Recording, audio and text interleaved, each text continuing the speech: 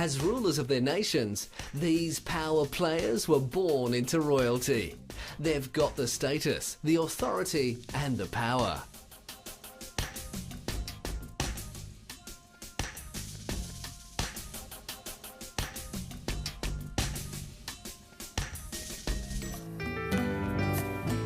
King Phumthipon Adunyadet, the King of Thailand, is the world's longest-serving head of state and the longest-serving monarch in Thai history, having reigned since June 9, 1946.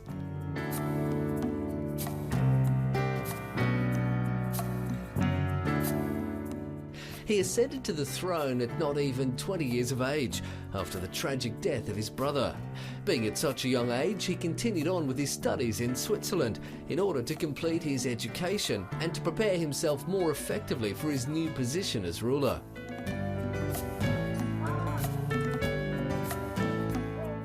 On May 5, 1950, Phumthipon Adunyadet was crowned King of Thailand at the Royal Palace in Bangkok. There he pledged he would rain righteousness for the benefit and happiness of the Siamese people.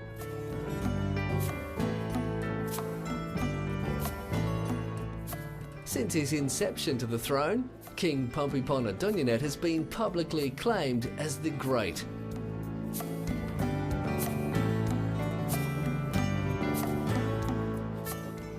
Throughout his time, he's made several decisive interventions in Thai politics, including the 2005-2006 Thai political crisis, which was a course of events that apparently ended the political career of Thaksin Shinawatra, the Prime Minister of Thailand.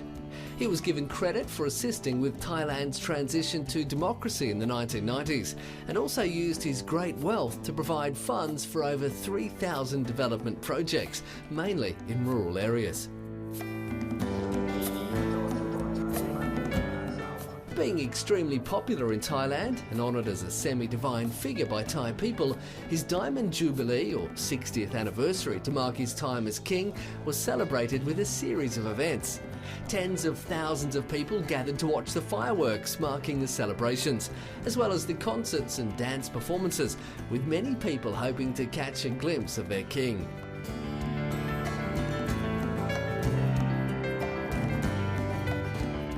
The festivities for the 5-day celebration included a gala dinner attended by royalty from 25 nations, a 1,200-metre-long royal barge procession manned by up to 2,500 Navy officers, and the release of 25,000 prisoners in jail for petty crimes.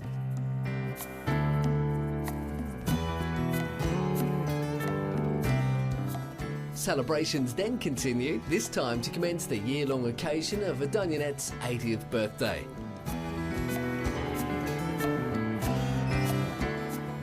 The King's popularity is shown in many ways.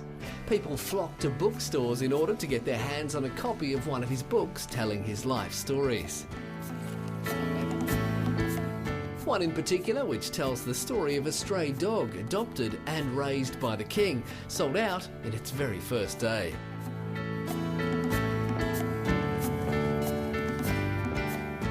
With 100,000 copies sold within hours, it was more popular than any other book on the shelf, including Nobel award-winning books.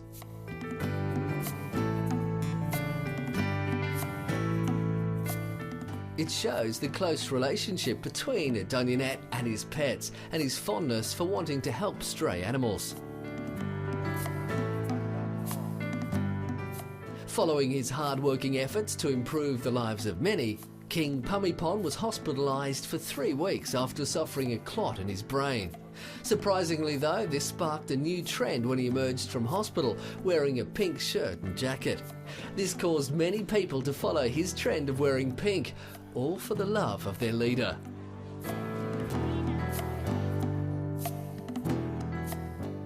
He is a monarch not only of the Thai people, but for the Thai people. He knows their needs and wants, which in return has left him being regarded as the light of Thailand.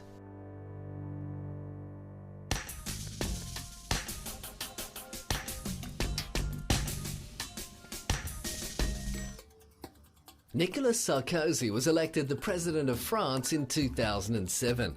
Because of this, he became an ex officio co-prince of Andorra. The Principality of Andorra, a small country in Western Europe, was established in 1278 by the Treaty of Joint Power between the Spanish Bishop of Urgell and the French Count of Foix, whose descendants inherited Navarre, a region in Spain, and then the French monarchy.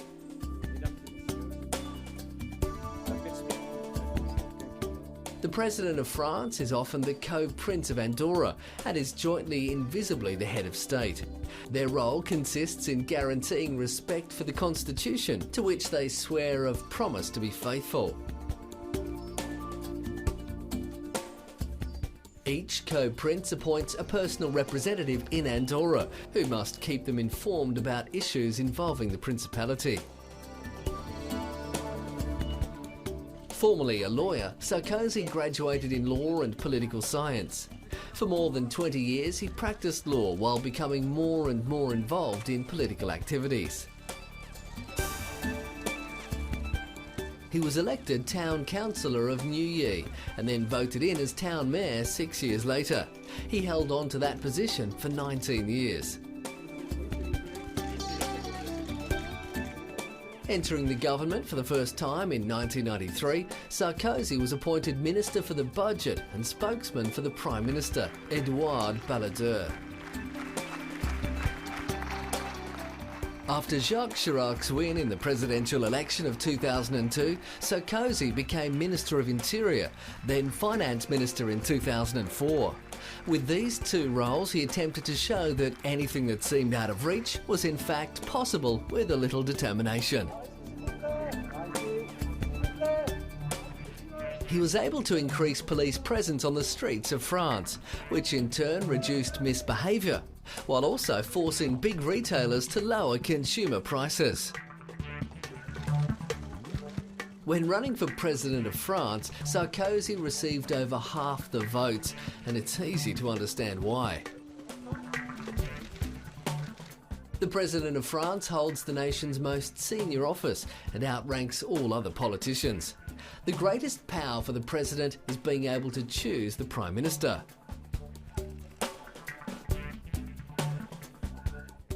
With his visits to Britain and his meetings with Prime Minister Gordon Brown and Queen Elizabeth, Sarkozy addressed that France and Britain need each other to face the world's challenges and that they share the same basic values for humankind.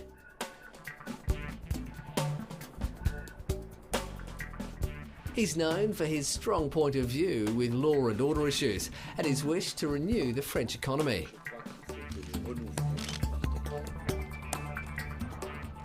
Sarkozy is now a best-selling author, telling the world about politics and how he plans to make the world a better place. His books sell out within days of being released, which demands that larger numbers be printed.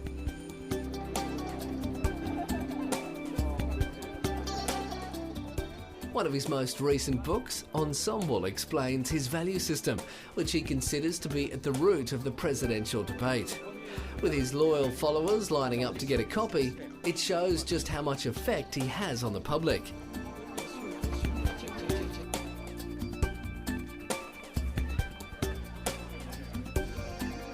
His stand against violence and riots will not be tolerated, and in turn has led him to stepping up security. He vowed that anybody who participates in violence will be treated accordingly. Throughout his career, he's been called many things. The Mozart of politics, the Duracell bunny. But for Sarkozy, it's his image and determination that has made him one of the most powerful figures in France.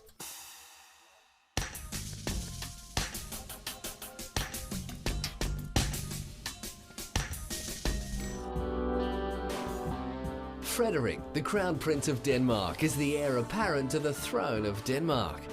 The eldest son of Queen Marguerite II and Henrik, the Prince Consort, he is expected to become king and will be known as King Frederick X of Denmark.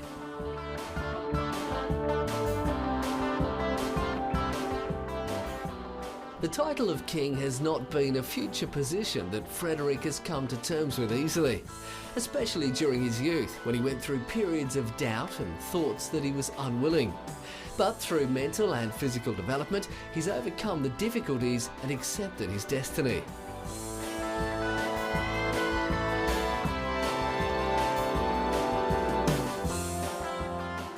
After studying political science at Harvard University under the name Frederick Henriksen, he took up a position for 3 months with the Danish UN mission in New York.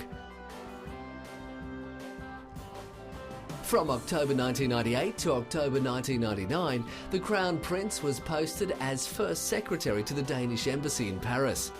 He's completed extensive military training and studies, most notably completing education as a sailor in the Naval Elite Special Operations Forces. He has completed further training at the Royal Danish Defence College and remains active in the defence.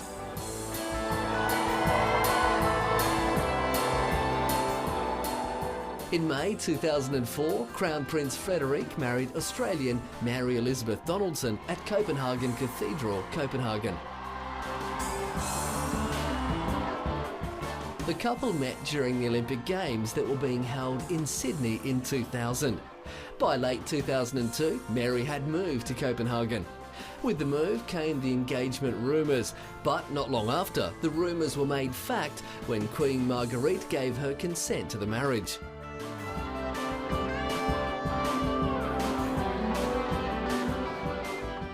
After the exchanging of vows at the lavish wedding ceremony, the newly married couple held their wedding festivities at Fredensborg Palace, the Danish royal family's spring and autumn residence, which is also the site of important state visits and events in the royal family.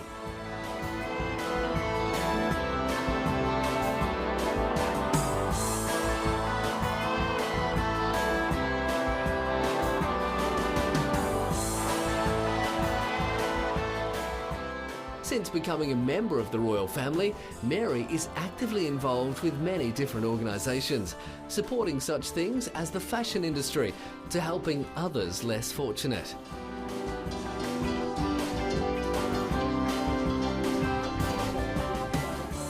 In the coming years, the couple will both be involved with many activities in Denmark and abroad, with Crown Prince Frederik having already represented Denmark at official events and headed trade delegations.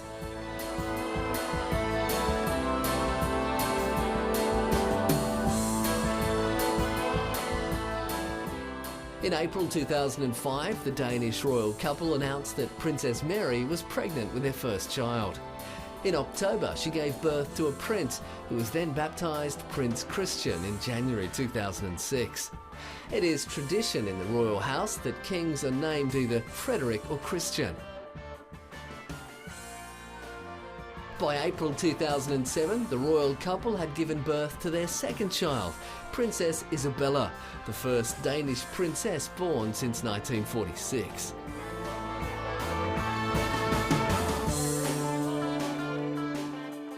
Crown Prince Frederik is Commissioner of the Danish Red Cross, a role that involves him travelling to the troubled parts of the world, with each year being more determined to assist with relief efforts. Frederik is shaping his own role as a very modern, powerful Crown Prince, who still classes himself as an ordinary person.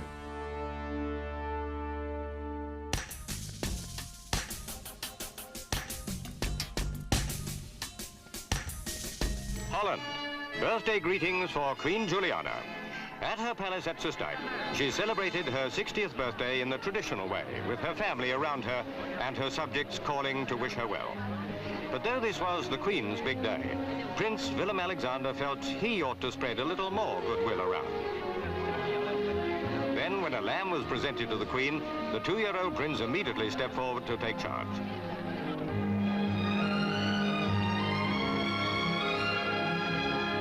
As every little boy knows, to stand still is impossible, and they will put steps in the most awkward places.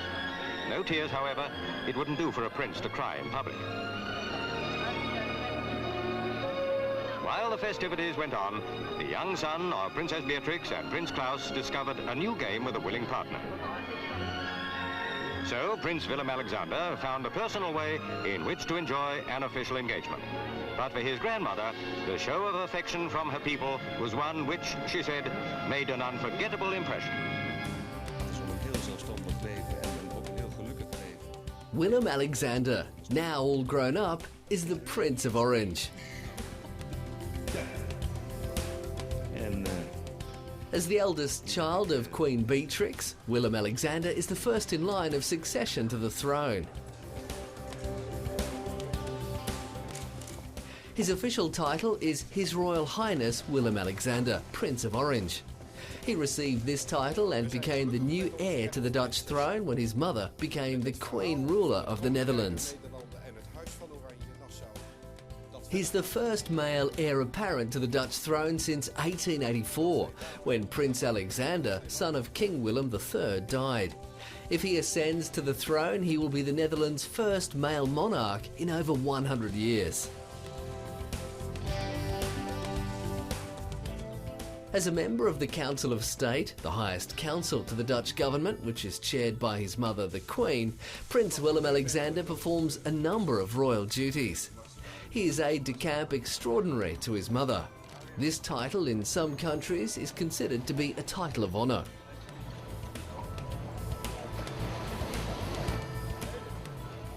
He holds the rank of Commodore in the Royal Netherlands Navy Reserve and Royal Netherlands Air Force Reserve, and is Brigadier General in the Royal Netherlands Army Reserve. Having a passion for flying, Prince Willem-Alexander obtained his private pilot's licence in 1987, followed by his commercial pilot's licence. He flew as a volunteer for the medical aid organisation African Medical Research and Education Foundation in Kenya, and then spent a month flying for the Kenya Wildlife Service. After serving in the Air Force, he gained his military pilot's licence.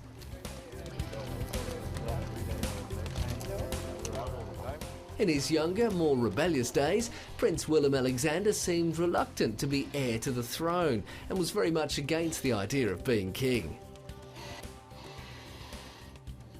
But now he's emerged and visibly grown in his role, even being described as extremely strong. A lot of his newfound strength and enthusiasm has been helped along by his marriage to Maxima Zorreguieta in 2002. Behind every great man is a great woman. On behalf of the Crown, the Prince carries out many official duties, from paying visits to armed forces and making time for troops in Afghanistan to his help with water management issues, a passion of his. He's become an honorary member of the World Commission on Water for the 21st century and patron of the Global Water Partnership.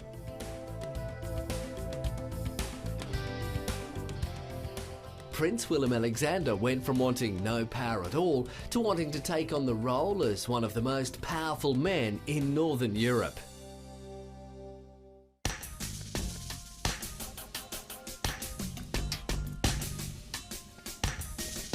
Bonnie baby will be christened Albert Alexandre Louis Pierre. He weighs nearly 9 pounds.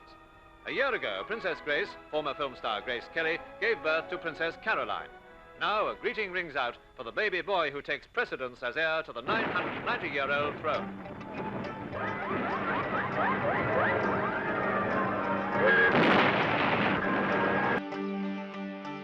Prince Albert of Monaco was born into royalty, wealth and power in March of 1958.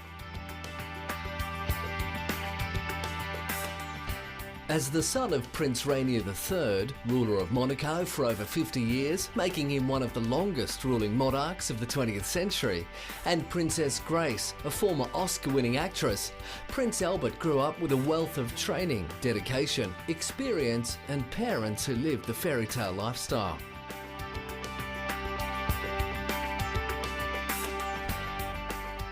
Prince Albert, though, suffered the loss of his much-beloved mother in a tragic car accident when he was in his 20s. She was only 52 and to this day is still considered an icon. Prince Rainier never remarried after the loss of his true love.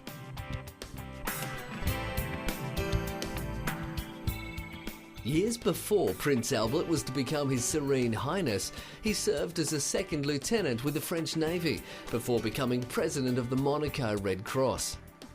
After entering the Paris-Dakar race in 1985, the Prince became increasingly involved in humanitarian work after seeing the poverty and suffering through the Sahara. This inspired him to set up the Monaco Aid and Presence Association. In 2005, Monaco, Prince Albert and the royal family saw the sad passing of Prince Rainier after his health progressively declined from suffering heart, lung and kidney problems. He was 82 years old and still had the love, dedication and support from his people, which was then passed down to Albert. Residents of Monaco, my dear friends, the sad time that we never thought would come is alas upon us. The Principality has lost its sovereign prince, my father, who oversaw its destiny for 56 years. Today, we are all orphans of this great man, and the profound sadness and mourning we feel bring our hearts closer together and binds our community like never before. Following the death of his father, Prince Albert became Albert II, Sovereign Prince of Monaco and the new ruler. For his inauguration, a morning mass marked the beginning of his reign. Then, at a garden party in front of 7,000 guests, Albert was presented with 2 keys of the city as a symbol of his investiture.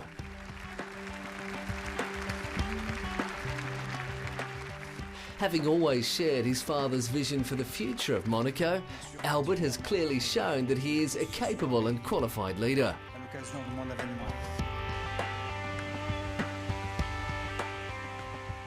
Wanting to be involved and help with the major issues of today, he launched his own foundation as part of his personal commitment for the protection of the environment and for sustainable development. As quoted by him, the environment belongs to us and it's our duty to protect it. Albert of Monaco is not only considered royalty, he's classed as a celebrity and icon worldwide. Excelling in everything he's put his mind to, whether that be for his performances in the Monaco Olympic bobsleigh team, finding solutions to the world's biggest concerns, or being ruler of a nation, his passion, power and status, just like his late father's, is truly remarkable.